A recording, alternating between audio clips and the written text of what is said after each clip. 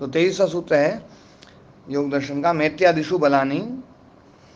तो मैत्री आदि जो है, मैत्री, करुणा, मुदिता, ये 3 भावना ली गई है। तो इन भावनाओं पर संयम करने से विशेष बल प्राप्त होता है। और वो बल जो ना इस प्रकार का होता है, अबंध्य वीर्याणी है ना, जो ना कि जो जिसको मतलब ना रोका ना जा सके, काटा ना जा सके, ऐसा बल जो है ना ये प्राप्त होता है। तो मैत्री, करुणा, मुदिता, प्रसन्नता, ये तीनों भावनाएं हैं। भावना एक निरंतर वृत्ति चलना भावना है। निरंतर जो ना पुनः पुनः बार बार वही भावना, अनुसंधानात्मा संस्कार विशेष जो है वो भावना है, जो बार बार जो है उसी विषय को लेकर के हम जागरूक होकर के चिंतन करते रहें, वृत्ति उठाते रहें। तो वो उस भावना पर जब हम विशेष संयम करते हैं, उसका साक्षात्कार करते हैं, तो ये बल प्राप्त होते हैं। उपेक्षा को शास्त्र में भावना नहीं माना गया है, क्योंकि वो भावना नहीं हो। तो उपेक्षा में तो जो ना जो वृत्ति चल रही है उसको हटाना होता है। ये तीनों तो वृत्ति चलाने वाली चीज़ है। तो उक्त तीनों में संयम करने से मैत्री बल, करुणा बल, मुदिता बल, ये तीनों योगी में आ जाते हैं। और मैत्री बल भी बड़ा अद्भुत बल होता है, करुणा बल भी अद्भुत होता है, मुदिता बल भी अद्भुत होता है। मैत्री में भावना करने से राग द्वेष बिल्कुल समाप्त हो जाते हैं। करुणा में भावना करने से हमारे भीतर जो है ना, जो अकरुण भाव है, तो अकरुण भाव जो है ना वो समाप्त होते हैं। और मुदिता में भावना करने से हमारे अंदर जो असूया आदि के जो भाव हैं, निंदा चुगली के जो भाव हैं, वो निंदा चुगली के भाव जो है ना वो समाप्त होते हैं जब हम मुदिता में संयम करते हैं।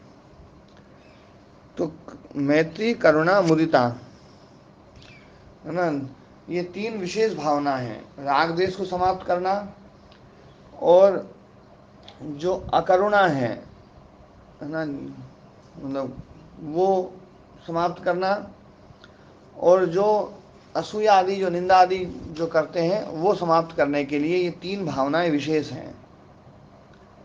और इन 3 भावनाओं में संयम करने से विशेष बल मिलता है। और हम देखते भी हैं योगियों ने जो ना, महर्षि स्वामी दयानंद सरस्वती जी के जीवन में भी आता है, मैत्री बल जैसे वो डालते थे, तो वो जो शत्रु आता था, वो शत्रु जो ना मित्र जैसा बन जाता था, शत्रु मित्रवत हो जाता था, है ना। बुद्ध के जीवन में भी आता, और सभी महापुरुषों के जीवन में आता है, शत्रु मित्रवत हो जाता है। तो ये विशेष बल है। मैत्री बल का उदाहरण बुद्ध के द्वारा अंगुलीमाल डाकू पर किया गया, महर्षि दयानंद सरस्वती द्वारा राव करण सिंह जी पर, है ना। और ऐसे सभी बहुत सारे उदाहरण मिल जाएंगे। योगी समाधि की सिद्धियों को विघ्न मानता है। समाहित चित्त में ये सिद्धियां बाधक हैं। बार बार मित्रता का भाव आए, बार बार करुणा का भाव आए, बार बार मुदिता का भाव आए, यही भावना है। इसमें संयम करने से उक्त बलों की प्राप्ति होती है। तो ये 23वां सूत्र जो ना, 24वां सूत्र था बलेशु हस्ती बलादीनी। हस्ती बल, हाथी का बल जो ना, इसमें संयम करने से हाथी के समान बल आ जाता है। मतलब बलों में संयम, कोई भी बल जो हम जिसको मान रहे हैं, उसमें संयम करने से उस बल की प्राप्ति हमारे शरीर में हो जाती है। गरुड़ में बल है, उसमें संयम करने से उसके समान बल आ जाता है। वायु में बहुत विशेष बल है, उसमें संयम करने से वायु बल प्राप्त हो जाता है। तो वो योगी जो ना विशेष बलशाली हो जाता है। हम महर्षि दयानंद जी के जीवन में देखते हैं, विशेष बल था उनमें। उसके हर एक चीज में बल होता है, शारीर में ही नहीं, इंद्रिय आदियों में भी। उसके शब्द में बल होता है, उसके चिंतन में बल होता है, उसकी दृष्टि में बल होता है। वो एक बार यूँ देखता है तो देखने से ही जो ना, एक बार देखेगा स्वामी जी, मतलब जो ना, मतलब चीज़ें बदलने लगती हैं। तो ऐसा जो है ना उसमें विशेष बल होता है। तो बलेशु हस्ती बलादीन।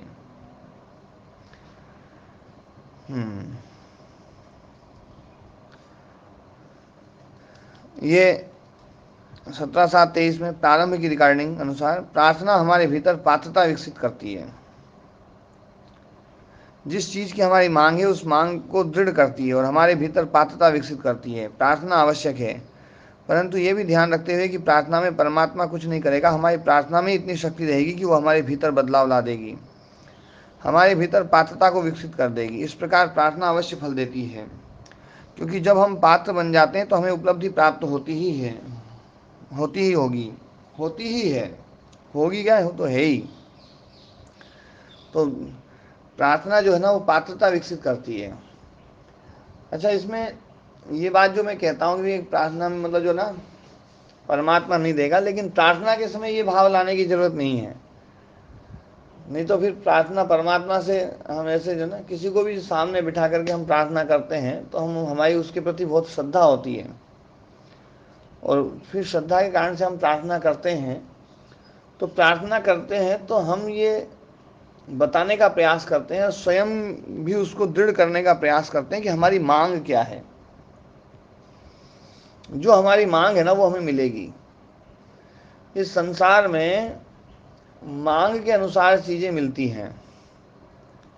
जो आपकी मांग है, जो मांग है आपकी, वो इस जन्म में नहीं तो अगले जन्म में, नहीं तो अगले जन्म में मिलेगी जरूर। आप यदि लगे रहेंगे ना तो मिल ही जाएगी। तो मांग जो है ना, कितनी ताकत है मांग में। हाँ, तो मांग जो है ना वो जो ना, तो जिसको, गुरुजी, हाँ, अगर गुरुजी अगर पहले अगले जन्म में मिलेगी तो पता कैसे चलेगा? नहीं माता जी, अगले जन्म में और अगले जन्म में ये तो है ना जो ना मिलेगी, हैं तो हम वही, है ना। आप भी देखिए इस जन्म में आपने जो है ना ऐसी बहुत सारी चीज होंगी जो आपकी मांग दूसरों से अलग रही होंगी। ऐसा रहा है, हाँ, ऐसा तो आपकी मांग ऐसा दूसरों तो से अलग रही होगी। तो वो मांग क्या इसी जन्म की है या पिछले जन्म से भी कुछ लेकर के आई हैं आप? पिछले की होगी गुरुजी, आज जन्म में तो क्या पता। हाँ, इस प्रार्थना जन्म में होती जाने तो का। सबकी एक जैसी हो जाती हो। तो सबकी अलग अलग मांग होती है। कोई किसी क्षेत्र में आगे बढ़ना चाहता है, कोई किसी क्षेत्र में आगे बढ़ना चाहता है। हमारी जो मांग है ना, जो तीव्र इच्छा, जिसके लिए मैंने अभीप्सा शब्द का प्रयोग करवाया था, अभीप्सा, हमारी जो अभीप्सा है ना, तीव्र इच्छा, वो अभीप्सा हमें जो है मतलब चीज को उपलब्ध करवा देगी हमारी। जी। और गुरुदेव, थोड़ी सी इसमें एक शंका तो है मेरे गुरुदेव। जी। जैसे हम कोई बच्चा अपने पिता से कहे कि मेरे को ये चाहिए, तो हमें ऐसा लगता है कि वो सुन रहा है और प्राप्त करा देगा हमारे को जो हम मांग रहे हैं। ऐसे ही हम ईश्वर को अगर हम पिता मान के मांग रखेंगे तो हम प्रार्थना कर पाएंगे गुरुदेव? ऐसा लगेगा नहीं तो उससे अकेले बैठे बोल रहे हैं पिताजी ये ला दो, पिताजी ये ला दो, पिताजी तो अपने काम में लगा हुआ है। तो इसमें तो ये थोड़ा ये सब सेट नहीं बैठ रहा मेरे दिमाग में, तो कि हम हमारी प्रार्थना तो वो तो है सत्य है कि हमारी नहीं, प्रार्थना आपको रंग कौन सा लगाएगी। शब्द सेठ नहीं बैठ रहा माता जी? ये नहीं बैठ रहा गुरुदेव कि हमारी प्रार्थना रंग लगाएगी या हमारी मांग को पूरा करेगी। अगर हमारी हम प्रार्थना ही सोचते हैं हमारी पात्रता को है ना, हमारे हमारे को पात्र बनाती है। ये तो बिल्कुल अकाट्य सत्य है। वो तो है गुरुदेव, परंतु हम इस बात को यहाँ रख लें कि हम अपने ईश्वर पिता को सामने बोल रहे हैं, तो वो तो तो मैंने हमारे को आपको ऐसा शुरू में लगता है बोल कि दिया ना कि जिसके प्रति श्रद्धा होगी उसके प्रति श्रद्धा में आप उसके उसके सामने ही प्रार्थना करेंगे। जिसके प्रति श्रद्धा नहीं उसके सामने थोड़ी प्रार्थना करेंगे। आदमी की जिसमें श्रद्धा हो जाती है ना उससे ही प्रार्थना करता है। जी गुरुदेव। प्रवृत्तिया लोका है ना, प्रवृत्तिया लोक न्यासात सूक्ष्म व्यवहित विप्रकृष्ट ज्ञानम। प्रवृत्तिया लोक न्यासात, प्रवृत्तिया लोक जो है ना, प्रवृत्तिया लोक जो है, तो प्रवृत्तियालोक जो है ना, ज्योतिषमती जो प्रज्ञा है, उस ज्योतिषमती जो है ना उसकी जो प्रवृत्ति है वो प्रवृत्तियालोक है। तो उसका जो प्रकाश है, आलोक जो है ना, वो सत्व प्रधान है। और सत्व प्रधान जो है ना प्रकाश है, उसमें सत्व की स्थिरता होती है और सत्व ज्ञानात्मक है। तो सत्व ज्ञानात्मक होने के कारण से ज्ञान की प्राप्ति होती है। फिर वो ज्ञान चाहे बिल्कुल सूक्ष्म का हो, चाहे वो व्यवहित व्यवधान युक्त वाले का हो, चाहे विप्रकृष्ट बिल्कुल बहुत दूर हो, उसका भी ज्ञान हो जाता है ना। मन की दो प्रवृत्तियां बताई थी, विश्व का प्रवृत्ति, विषयवती प्रवृत्ति, अस्मिता मात्र बोध, जो ज्योतिषमती प्रवृत्ति। तो जो ज्योतिषमती प्रवृत्ति है वो यहाँ पर प्रवृत्त्यालोक है। योगी ज्योतिषमती प्रवृत्ति के आलोक के द्वारा सूक्ष्म से सूक्ष्म चीज़ों को, दीवार पहाड़ आदि से व्यवधान युक्त चीज़ों को और बहुत दूर की चीज़ों को जान लेता है। विवेक ख्याति का दिव्य स्वरूप यह ज्योतिषमती प्रवृत्ति है। ज्योतिषमती प्रवृत्ति अद्भुत है, इसमें सब चीज़ों का ज्ञान होता है। तो ये ना प्रवृत्त्यालोक न्यासात सूक्ष्म व्यवहित विप्रकृष्ट ज्ञानम। फिर जो है भुवन ज्ञानम सूर्य संयमात, सूर्य में संयम करने से भुवन का ज्ञान होता है। सारे बाह्य पदार्थों का ज्ञान जो है ना सूर्य के द्वारा होता है, और जिसने सूर्य में संयम कर लिया, तो सूर्य में संयम करने से सूर्य के द्वारा जो जो ज्ञान होता है वो सारा ज्ञान जो है ना उस व्यक्ति को हो जाएगा जिसने सूर्य में संयम किया है। सूर्य में संयम करने से भुवन का ज्ञान होता है। भुवन त्रिभुवन अर्थात 7 लोक, बाह्य पदार्थों का ज्ञान सूर्य के प्रकाश के द्वारा होता है। अन्य व्याख्या, सुषुम्ना नाड़ी सूर्य द्वार शरीर के भीतर जो है, तो उसको भी सूर्य कहा गया है। उसमें संयम करने से भी ये हाँ जी जी प्रणाम जी। ये हम लोग संयम करें कैसे? संयम होता है धारणा, ध्यान, समाधि। तो धारणा में वहाँ पर हम अपने चित्त को बांधते हैं, ध्यान में फिर उस विषय का बिल्कुल जो है ना उसी की विषय की बार बार वृत्ति उठती रहेगी, बार बार वृत्ति, और हमें ये बोध रहेगा कि हम है ना जो ना ध्यान कर रहे हैं, ये हमारा ध्येय विषय है और ध्येय विषय को हमसे जोड़ने वाला वो ध्यान है। लेकिन जब केवल ध्येय विषय मात्र रह जाए और हम शून्य हो जाएं, शून्य जैसे हो जाएं, और ध्यान भी जहाँ समाप्त हो जाए, वो समाधि है। तो इन तीनों को इकट्ठा करके संयम नाम दिया गया है। तो इन विषयों पर साक्षात्कार करने से, इन विषयों की समाधि लगाने से, क्योंकि समाधि में हम देखते हैं कि कोई ना कोई विषय होता है, चाहे वो ग्राह्य रूप विषय हो, चाहे वो ग्रहण रूप विषय हो, चाहे वो ग्रहिता रूप विषय हो, है ना। प्रश्न पूछने वाले आपका नाम क्या है? आप जो है जिन्होंने प्रश्न पूछा है, प्रेम जी, हाँ प्रेम जी जी। तो है ना जो है, क्योंकि मैं आज वो फाइल खोले बैठा हूँ ना, तो उसमें पता नहीं चलता है किसने पूछा है। तो मुझे लग तो रहा था प्रेम जी, पर है ना आपकी जैसी आवाज़ एक हमने अलवर तरफ से सुभाष जी जुड़ते हैं, उनकी भी थोड़ी सी आवाज़ जो है ना, तो प्रेम जी क्या है, ये जो संप्रज्ञात समाधि है, संप्रज्ञात समाधि के विषय हैं पहले स्थूल भूत, फिर सूक्ष्म भूत, उसके बाद में इंद्रियां, और उसके बाद में चित्त। तो ये 4 विषय हैं, इसलिए संप्रज्ञात समाधि के भी भाग 4 रूप हैं, 4 मतलब वो भाग कर दिए गए। तो ये जो 4 रूप हैं वो है ना किसी न किसी विषय को लेकर के हैं। संप्रज्ञात समाधि किसी न किसी विषय को लेकर के हैं। तो उन विषयों में अब पृथक पृथक भाग कर दिया गया है कि जैसे पंच महाभूत और सूक्ष्म भूत, उनका ध्यान किया गया तो वितर्क और विचार रूप संप्रज्ञात समाधि होती है। लेकिन सूर्य में संयम किया तो उसमें तो ये तो बहुत स्थूल समाधि है, मतलब उन समाधियों के स्थूल भाग हैं ये। संप्रज्ञात समाधि का जो है ना कि वो सबसे बड़ी सिद्धियां हैं वो आगे आएगी, सर्वज्ञातृत्व, सर्व अधिष्ठातृत्व शक्तियां जो है ना वो आती है। और जो है ना ये अलग अलग योनियों में जाना और उनमें पहुंचना वो संप्रज्ञात समाधि के कारण से होता है। यदि संप्रज्ञात समाधि को हमने एक विभूति माना है और संप्रज्ञात समाधि ही हमारा ध्येय है, संप्रज्ञात समाधि के द्वारा उपलब्ध होने वाली जो ना जानकारी है, जो ज्ञान है, वही हमारा ध्येय मात्र है, तो हम विभूति की तरफ बढ़ जाएंगे। और संप्रज्ञात समाधि हमारी केवल इसलिए है कि असंप्रज्ञात की तरफ बढ़ना है, तो असंप्रज्ञात की तरफ बढ़ना है तो मुख्य जो संप्रज्ञात समाधि का प्रयोजन है उसकी तरफ हम बढ़ जाते हैं। मैंने पहले बताया था संप्रज्ञात समाधि जो सद्भूत अर्थ है उनको, है ना, जो भी विषय है उसको उसका बोध कराती है। ये संप्रज्ञात समाधि का चौथा प्रयोजन है, मतलब चौथाई प्रयोजन, चौथाई भाग। मतलब संप्रज्ञात समाधि का जो मुख्य प्रयोजन है वो तो असंप्रज्ञात की ओर बढ़ाना है, लेकिन वो सद्भूत अर्थों को, जो भी विद्यमान पदार्थ हैं उनका बोध करा देती है ना, क्लेशों को नष्ट कर देती है ना, और कर्म बंधन को ढीला कर देती है।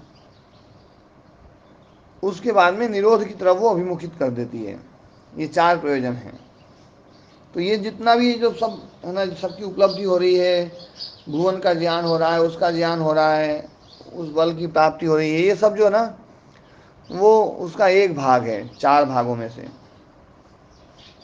और ये संयम जो है ना, ये भी समाधि का ही रूप है ना। धारणा, ध्यान, समाधि, इनको तीनों को एक नाम दिया गया है। हाँ, अब ये बता रहे हैं, गुरुदेव, अगर हम एक मिनट गुरुदेव, अगर हम किसी विषय का ध्यान न करें गुरुदेव, उसमें क्या हमारा ध्यान नहीं लगेगा, समाधि नहीं लगेगी? हाँ, जिस विषय को ध्यान करेंगे उसी में समाधि लगेगी, उसमें उसी में ध्यान, धारणा, ध्यान, समाधि जाएगी। नहीं, विषय को हटा ही दें तो हम अपने हाँ, ध्यान से विषय हटना जो है ना, वृत्ति रहित होना है, वो तो असंप्रज्ञात समाधि हो जाएगी। विषय कोई ना कोई रहेगा माता जी। संप्रज्ञात समाधि में विषय रहता है, वृत्तियां रहती हैं। ओम भू, ओम भुवः, ओम स्वः, ओम महः। मह में विसर्ग आएगा, है ना, ये महा नहीं है, मह, है ना। ओम जनः, ओम तपः, ओम सत्यम। जी जी, महा में वो डंडा हटा करके विसर्ग कर लीजिए। जैसे जनः में है ना, तपः में है, वैसे ही महा में है, महा, तपः सत्यम। महागुरु जी एक बार ये लोग हैं। बातचीत हुई थी आचार्य सत्य जी के साथ, शास्त्रार्थ होता किसी कि असंप्रज्ञात समाधि में कोई विषय नहीं होता, एक दूसरा पक्ष था। आचार्य ने ये पुष्ट किया था कि वहाँ भी विषय की जरूरत है। विषय नहीं होगा तो काय का भोग, विषय को भोग है न तत्व किंचित संप्रज्ञात यदि असंप्रज्ञात, ये व्यास भाष्य का वचन है। वहाँ कोई विषय नहीं रहेगा। तो फिर वो किस चीज को, मतलब रहेगा किस में? वो तो विषय हटा देंगे, तब आत्मा अपने रूप में स्थित हो जाएगा, पर वो विषय रहित है। तो उसको ये नहीं पता होगा कि अब मैं अपने आप में हूँ, ऐसा है? ये तो पता होगा अपने आप में मैं हूँ, ये तो अपने को पता ही सारे है। विषय हटा चुका हूँ, ऐसा लगेगा उसे। नहीं, विषय हटा चुका हूँ ये नहीं लगेगा। ये भी एक विषय है, ये भी एक वृत्ति है। वृत्ति रहित होना ही होना जो ना असंप्रज्ञात समाधि है। कोई वृत्ति नहीं, है ना। वहाँ केवल संस्कार शेष रहता है। विराम प्रत्याभ्यास पूर्व संस्कार शेषो अन्य, वह संस्कार शेष रहेगा। संस्कार शेष असंप्रज्ञात समाधि का संस्कार।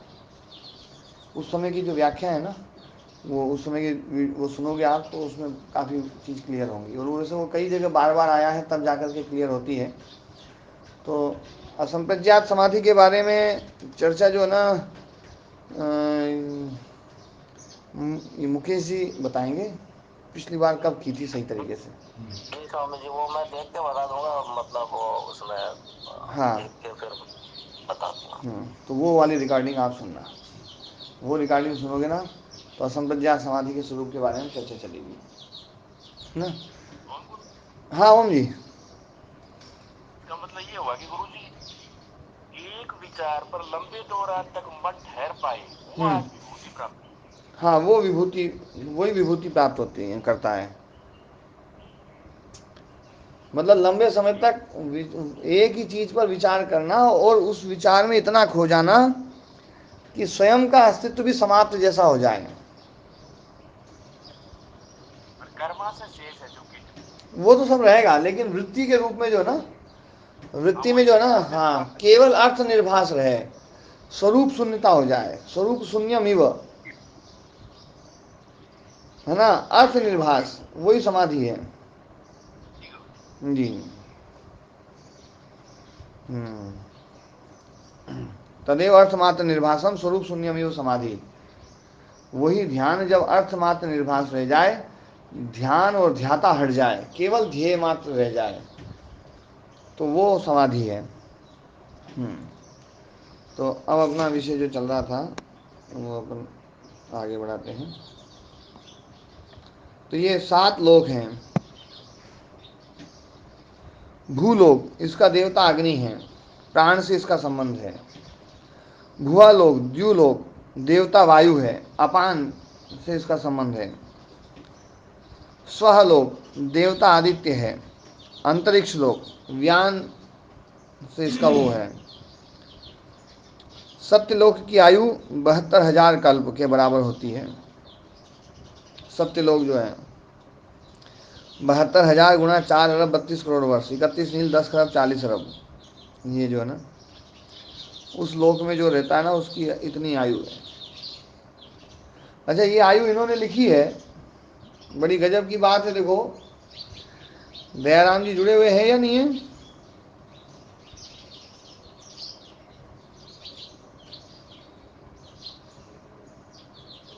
मौन में है नहीं, पर जुड़े तो है ना? हाँ हाँ, जुड़े, बस उनको उनका मौन मत तोड़ो, बस मेरे को यही बताना था है या नहीं हो। मैं ये बात कह रहा हूँ कि 72,000 है ना, जो है ना कल्प के बराबर जो आयु है, वो है ना सत्य लोक में जो है उनकी बताई गई है। तो उस शरीर वाले जो लोग हैं, तो हम जो कहते हैं भैया प्रलय हो जाएगी, तो प्रलय हो जाएगी, तो वो तो शरीर प्रलय में नहीं जा सकता 4 अरब 32 करोड़ साल में, तो क्योंकि वो प्रलय में चला जाएगा, तो फिर तो आयु उससे ज़्यादा हो ही नहीं सकती किसी की। क्यों जी स्वामी जी महाराज? है 4 अरब 32 करोड़ साल से ज़्यादा आयु यदि किसी की है ना है, तो फिर वो तो प्रलय में नहीं रहेगा, तो फिर वहाँ प्रलय नहीं होगी। तो इसका मतलब है प्रलय जो है ना, मतलब कभी यहाँ है कभी यहाँ है। जैसे एक पेड़ यहाँ का खत्म हो गया, फिर एक पेड़ वहाँ का खत्म हो गया, फिर एक पेड़ वहाँ का खत्म हो गया, है ना। तो इसलिए जो है ना, ये जो वो है, वो मान्यता ज़्यादा अच्छी ना। अविची ये नरक। हाँ ओम जी ओम। उस प्रलय में तो कुछ भी नहीं रहता ना, वो तो सिस्टम ही महाराज बिल्कुल गलत है। वो तो उसमें तो तीनों गुण भी अलग अलग करके बिखरे हुए बताते हैं। वो तो सारी प्रलय, वो तो उसका तो वो बैठती नहीं है, वो कैसी संगति नहीं लगेगी उसकी। हाँ, वो समझ में आ ही नहीं रही थी। हाँ, वो समझ में आ गया, वो चीजें अलग ही है। वो पता नहीं कैसे क्या अलग ही छोरी होगी अपने वाले में, वो मेल खाएगी नहीं, उसको कितना ही कर लो चाहिए। हाँ। अविची नरक। स्वरलोक जो है ना 5 प्रकार का है। स्वह, स्वह लोक लिखो ना जो ना मुकेश जी, इसमें स्वह में विसर्ग लगा सकते हैं, है ना। स्वह लोक, और इकट्ठा करेंगे तो स्वर लोक, है ना। 5 प्रकार का।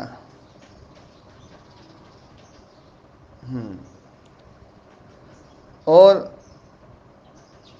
जनः, तपः और सत्यलोक, इन तीनों को है ना जो है ना ब्रह्मलोक कहा जाता है। ये ब्रह्मलोक जो है ना, इन ब्रह्मलोक में 3 लोक जो है ना इकट्ठे हैं। उसमें कहा गया ना, ब्राह्मस्त्रिभूमिको लोकः प्राजापत्यस्ततो महान माहेन्द्रस्वरित्युक्तो दिवि तारा भुवि प्रजा, है ना जो है। ब्राह्मलोक जो है 3 है, तपः, जनः और सत्यम। प्राजापत्य जो है ना वो महान महालोक, और माहेंद्र स्वह, माहेंद्र है जो है वो स्वह, और द्युलोक जो है ना उसमें ताराएं हैं उसमें, और भूलोक में प्रजा है। इति संग्रह श्लोक, ये कहीं का संग्रह है। 6 नरक भूमियां मानी गई हैं, 7 पाताल लोक माने गए हैं। वर्ष शब्द स्थान या भूमि के लिए भी आता है ना। जैसे भारतवर्ष, भारत भूमि भी प्रयुक्त होता है। निषद अर्थात विंध्याचल पर्वत। त्रिदश देवताओं को कहते हैं। जिनमें बुढ़ापा की अवस्था ना,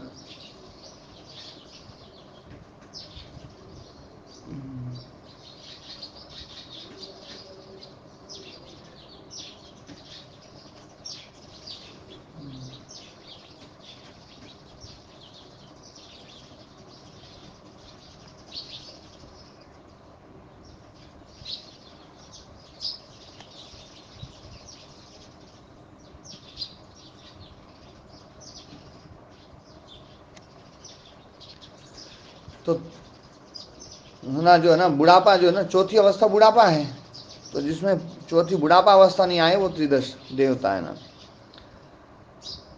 स्व लोक में 6 प्रकार की देव योनियां हैं। देव योनि की आयु 1 कल्प मानी गई है। महालोक महाभूत को वशीभूत करने वाले है ना, जो है ना ध्यान ही जिनका आहार है, 1000 कल्प आयु है इनकी। तो 1000 कल्प तक तो वो खत्म ही नहीं होंगे, चाहे प्रलय होता रहे नहीं होता रहे उससे कोई मतलब नहीं। ब्रह्मलोक प्रथम है जनलोक, 4 प्रकार की योनियां, भूत एवं इंद्रियों को वश में करने वाले, है ना, 3 प्रकार के ब्रह्मलोक हैं। तपहलोक ब्रह्मलोक द्वितीय, 3 प्रकार की योनियां, भूत इंद्रियां और प्रकृति को वश में करने वाले। सत्यलोक ब्रह्मलोक द्वितीय, 4 प्रकार की योनियां, इनकी आयु महासर्ग, 1 महासर्ग 72,000 कल्प के बराबर, 1 कल्प 4,32 करोड़। वितर्क समाधि का भोग अच्युता योनि वाले, विचार समाधि का भोग शुद्ध निवासा योनि वाले, आनंद समाधि का भोग जो है ना सत्यभा सत्याभा, और अस्मिता जो है ना संज्ञा संजी, ये 4 योनियां वहाँ पर हैं, और ये चारों जो है ना वहाँ रहते हैं, और ये इनकी आयु जो है ना 72,000 कल्प के बराबर है। सवितर्क ध्यान सुख वाले अच्युता, इसी प्रकार अन्य 3 योनियां हैं। सवितर्क सविचार है ना, और है ना जो है ना वितर्क विचार आनंद अस्मिता आदि जो है ना ये इम्पोर्टेंट। विदेह और प्रकृति लय से ये अलग हैं उक्त चारों योनियां। ये चारों योनियां संप्रज्ञात समाधि वाली हैं, जबकि विदेह और प्रकृति लय असंप्रज्ञात समाधि में रहते हैं। विदेह और प्रकृति लयों पर 7 लोगों का प्रभाव नहीं होता है, वो बिल्कुल अलग ही रहते हैं, असंप्रज्ञात रूप में रहते हैं वो। तो ये स्वामी हाँ जी। जी इनका भी कोई लोक अलग है क्या स्वामी जी, ये विदय और प्रकृति लय वालों का? हाँ, ये इनका लोक जो है ना, इनको लोक की जरूरत है नहीं। अच्छा, ये पूरे ब्रह्मांड में घूमते रहते हैं क्या? इनको घूमने क्या की भी है जरूरत इनका नहीं है, मतलब अच्छा इनको तो घूमने की भी जरूरत नहीं, तो असंप्रज्ञात रूप में रहते हैं। बिल्कुल असंप्रज्ञात में भी जो है ना एक विशेष जो है ना वो है, असंप्रज्ञात नहीं, असंप्रज्ञात जैसा है ना। तो ये विशेष योनियां हैं। हाँ जी ओम जी। इसका मतलब ये तो हुआ कि मन की जितनी शुद्धि हुई उसके अनुसार काम। हाँ, मन जितना शुद्ध होता जाएगा ना, चित्त जितना निर्मल होता जाएगा, उसके हिसाब से ये विभूतियां बीच में शरीर छूट गया और मन इतना शुद्ध हुआ तो वो उस योनि में रहेगा, उस योनि में यही लगता है। हाँ, बस यही है। पर चित्त को खत्म कर देना ये कैवल्य है। वो जेगी सबीर ऋषि ने कहा ना, है ना, कि ये जो है ये सारी योनियां एक से एक अच्छी हैं, पर सब जो है ना सब नाशवान होने के कारण से, ये सब में सुख जो है ना स्थायी सुख ना होने के कारण से दुखदायी है, फिर दुख भोगना पड़ता है। केवल में केवल मनुष्य योनि वाला ही जा सकता है। हाँ, नहीं, केवल्य में तो वही जाएगा जो है ना, जो असंप्रज्ञात समाधि के द्वारा जिसने चित्त को खत्म कर दिया, वो कैवल्य में पहुंच गया। वहां तो केवल आत्म रूप ही रहेगा, है ना। जी ओम जी। ये मतलब मनुष्य का ही प्रयास है, इसलिए तो ये बोलते होंगे कि देवताओं को भी दुर्लभ है मनुष्य का शरीर। वो देवता तो देवता में अटक गया, वो तो वापस कहीं ना कहीं वापस लौटेगा। हाँ ऐसा है क्या इसमें? हाँ, ऐसा है। पर थोड़ा सा मैं ये भी मानता हूँ, देखो ये मनुष्य योनि से आगे जो योनियां है ना, जो ऋषि योनि देव योनियां, कर्म की स्वतंत्रता तो शायद वहां पर भी कुछ है, भोग प्रधान तो भले ही है। इसका मतलब ये स्वामी जी, वो वहाँ पे भी और ध्यान वान मतलब अपना समाधि वमाधि बढ़ा ले तो फिर वहां से वो केवल्य को प्राप्त हो हाँ, जाए, वहां से ऐसा हो होगा सकता ना? है, क्योंकि मनुष्य योनि से श्रेष्ठ योनियां बताई गई हैं ये। ऋषि योनि और देव योनियां जो है ना, ये उससे श्रेष्ठ बताई गई है। आगे भी आएंगे सूत्र, तो वो श्रेष्ठ है। योनि में तो कोई चाहत तो नहीं रहती होगी, हैं? जैसे देवी योनि है उनमें, जैसे देवी योनि है तो उनमें तो कोई चाहत नहीं रहती होगी, तो वो तो चित्त को साफ कर ही सकते हैं, वो तो उनका तो साफ ही है। हाँ, पर वो चाहत से बनी है, बहुत भयंकर चाहत से बनी है, तो चाहत वहां पर खत्म करना बड़ा कठिन काम तो होता ही होगा, है ना। चाहत उनमें ही है देवी योनि में भी। हाँ, देव योनि में भी चाहत तो है। जी। जी। मुझे समझ में आई बात। हाँ, आपके समझ में आ गया। अपनी योनियों से हमारा कोई संपर्क नहीं हो पाता है किसी भी ढंग से। हाँ, वो अलग अलग विभूतियों में हो जाता जी। है ना। वो है ना, जैसे स्वाध्याय इष्ट देवता संप्रयोग, स्वाध्याय से जो है ना इष्ट देवताओं का जो है ना संप्रयोग, उसका उनका बोध होना शुरू हो जाता है। और इधर भी है तो जो है ना सिद्धों का दर्शन या इस प्रकार का दर्शन जो है ना, ये भी सिद्धियां हैं, विभूतियां हैं। जी नरेश जी, आप बोल रहे थे। मुझे मैंने उतना ही बोलना था बस। क्या बोला आपने। मेरी अभी ये बात समझ में आई विभूति वाली। हाँ हाँ, जी। चंद्रे तारा व्यूह जानम, चंद्र में संयम करने से तारों इत्यादि का व्यूह ज्ञान होता है। हैं? ओम महाराज। हाँ, ओम जी ओम।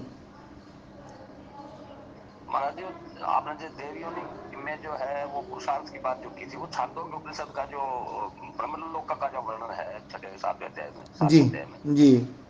वहाँ महाराज जी दोनों संभावनाएं बताई कि ब्रह्मलोक में जो देव योनियां रहती हैं, वहाँ उनको मुक्ति का भी अवसर है और उनको सुख भोग कर वापस लौटने का भी अवसर है। जी। छांदोग्य में ये बिल्कुल स्पष्ट है। नहीं, इसमें योग दर्शन में भी है कि जैसे वो नाहुष आदि का जो वर्णन आता है ना, जहाँ पर कि देवता जो है ना, उसने अपने कर्म गलत कर्म किया तो उसने है ना तिर्यक योनि में चला गया, और मनुष्य ने अच्छे किसी ने बढ़िया किया तो देव योनि में चला गया। तो देव योनि से पतित होने की वर्णन तो इसमें योग दर्शन में आता ही है ना। तो इसका मतलब है वहाँ कर्म की है ना जो है ना स्वतंत्रता होगी, तभी तो वो नीचे गिरा है। तो कर्म की स्वतंत्रता वहां पर भी होगी।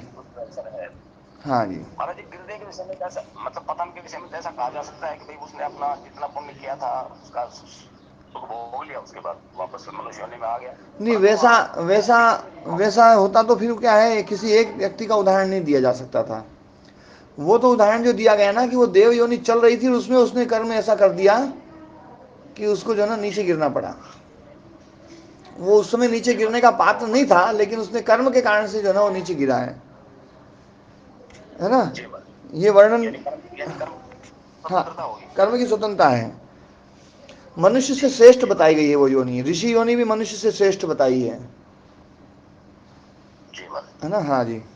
तो हाँ जी, ओम जी। तो ये सूत्र अपना जो है ना ये पूरा हुआ। फिर चंद्र तारा व्यू जानम, चंद्र आदि में संयम करने से तारा व्यू आदि का ज्ञान होता है। मतलब बात यह है कि विभूतियों से जितना जितना हम मन निर्मल करते जाएंगे, चित्त हमारा जितना निर्मल होता जाएगा, उतना उतना हमें ज्ञान भी होता जाएगा, और जो सामर्थ्य इस है ना इस संसार में है वो सामर्थ्य भी उपलब्ध होता जाएगा, है ना। वो सामर्थ्य भी उपलब्ध होता जाएगा। तो है ना जो है मतलब, हाँ, वो बीच में फ़ोन आ गया था इसलिए आवाज़ कट गई। तो जो मतलब हम जो ये पंच महाभूत हैं, सूक्ष्म भूत हैं, या और सब संसार में जो भी चीज़ें हैं, तो जितना भी जो भी तत्व है, चाहे वो ग्राही रूप हो, ग्रहण रूप हो, ग्रहिता रूप हो, जितना जितना हम चित्त को निर्मल करते जाएंगे उनके स्वरूप का हमें बोध होगा और उनके सामर्थ्य की प्राप्ति हमें होगी। ये बात यहाँ पर कही जा रही है। क्योंकि मैं ये कहता हूँ, देखो कि ये चित्त ही है जो इतना विस्तृत रूप रहना जो ना ग्रहण करता है। ये चित्त ही है, ये चित्त ही है जो है ना मतलब अलग अलग रूपों में विभक्त हो रहा है। वही चित्त ही जो है वो सूर्य के रूप में जो है ना उसने सूर्य को बना दिया। देखो चित्त ने ही तो बनाया है। तो चित्त कितना पावरफुल हो सकता है। जब सूर्य जैसे पावरफुल चीज को बना सकता है तो उसके सामर्थ्य का उपयोग भी तो कर ही सकता है वो।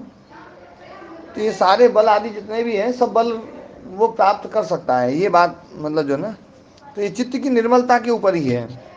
और ये चित्त की निर्मलता ये मतलब जो है ना ये चीज़ें जो है ना बताई गई हैं तो व्यक्ति को इस तरह प्रेरित करने के लिए भी है कि भाई अपने चित्त को निर्मल भी करो। और इस तरह भी प्रेरित किया जाता है कि चित्त को निर्मल करके और इन विभूतियों में मत फंसो, फिर आगे और बढ़ो, आगे बढ़ा जा सकता है। तो चंद्र आदि में वो करने से ये तारा व्यू आदि का सब पूरा ज्ञान होता है। और ध्रुवे तदगति ज्ञानम, ध्रुव में संयम करने से तारों आदि की जो गति है उनका ज्ञान होता है ना। और जो नाभि चक्र है उसमें संयम करने से काय शरीर व्यूह आदि का ज्ञान होता है। अब यहाँ से जो ना आंतरिक सिद्धियाँ आ रही हैं। देखो ये अब पहले बाह्य सिद्धियाँ थी, ये सब जो ना बाहर का पूरा ज्ञान होना। अब ये भीतर का शरीर का आदि का जो ना ज्ञान होना, ये आंतरिक सिद्धि आंतरिकता में अब उतर रहे हैं। नाभि चक्र में संयम करने से काय शरीर के व्यूह का ज्ञान होता है। शरीर में 3 प्रकार के दोष हैं, वात पित्त और कफ। 7 धातुएं हैं, त्वचा रक्त मांस स्नायु अस्थि मज्जा शुक्र। यहाँ आयुर्वेद से थोड़ी सी भिन्नता है। वहाँ रस रक्त मांस मेद अस्थि मज्जा एवं शुक्र आयुर्वेद के अनुसार ये सप्त धातुएं हैं। वात पित्त कफ आयुर्वेद का मुख्य सिद्धांत है। त्रिदोष, इनको त्रिदोष कहा गया है। तो ये सारा जो है ना सारा शरीर का जो है ना ज्ञान उसके द्वारा होता है। और उससे उस ज्ञान के द्वारा इसमें कुछ परिवर्तन भी करना चाहे, इसमें कुछ शोधन करना चाहे तो शोधन आदि भी कर सकते हैं। कंठकूपे इच्छुक पिपासा निवृत्ति ही, कंठकूप में संयम करने से, कंठ के नीचे है ये कंठकूप, तो वहाँ पर संयम करने से भूख प्यास से निवृत्ति हो जाती है। चित्त के सामने मानव मस्तिष्क बहुत छोटी सी चीज़ है। चित्त तो बहुत बड़ी चीज़ है, मानव मस्तिष्क है क्या उसके सामने, मतलब बहुत छोटी चीज़।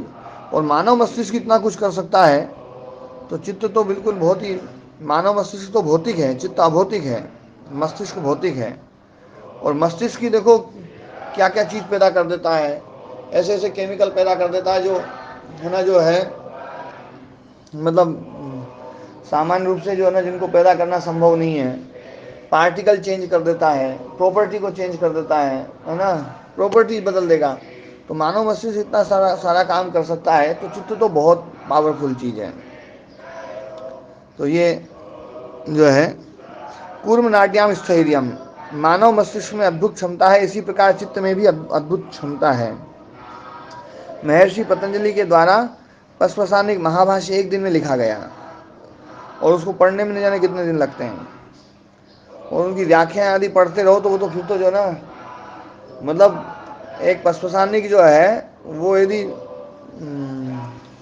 मतलब उसको व्याख्याओं सहित और सब कुछ पढ़ा जाए ना तो मैं समझता हूँ कि एक जीवन में भी पूरा सही से उसका जो भावना पूरा नहीं समझा जा सकता, उतना उन्होंने 1 दिन में लिख दिया। काल एक सापेक्षिक चीज है और जिसकी जितनी अपेक्षा स्थूल होगी उतना ही जो ना काल उसका स्थूल होता जाएगा। और जिसकी अपेक्षाएं जितनी सूक्ष्म होती जाएंगी काल उतना ही सूक्ष्म होता जाएगा। और सूक्ष्म काल में वो काम भी बड़े कर सकता है, सूक्ष्म कर सकता है ना। कूर्म नाड़ी में संयम करने से शरीर में स्थिरता आती है। शरीर की स्थिरता कूर्म नाड़ी में संयम से होने से लगती है। स्थिरता का उदाहरण सर्प आदि हैं, एनाकोंडा आदि है ना। कंठकूप के नीचे नाड़ियों का गुच्छा है, ये है कूर्म नाड़ी, उससे नीचे ही जो ना ये, तो वहाँ संयम किया, उसके पीछे और संयम किया तो स्थिरता आ जाएगी, भूख प्यास की निवृत्ति और जो ना तो ये जो है। और फिर जो है मूर्ध ज्योतिषी सिद्ध दर्शनम, ये देखो सिद्ध दर्शन जो है यहाँ पर भी आया है। सिद्धों के दर्शन जो है ना तो ये अलग अलग योनि वालों के दर्शन हो जाते हैं। तो सिर कपाल के अंत के क्षेत्र में संयम करने से सिद्धों के दर्शन होते हैं। द्युलोक एवं पृथ्वी लोक के बीच विचरण करने वाले, आकाश गमन करने वाले सिद्ध जो है ना, उनका सिद्धों का दर्शन हमें जो है मूर्ध ज्योति में संयम करने से होता है। तो ये जो है प्रातिभाद्वा सर्वम, प्रातिभिज्ञान जो है ना, इस सूत्र को अब कल करेंगे ना, आज इतना करते हैं।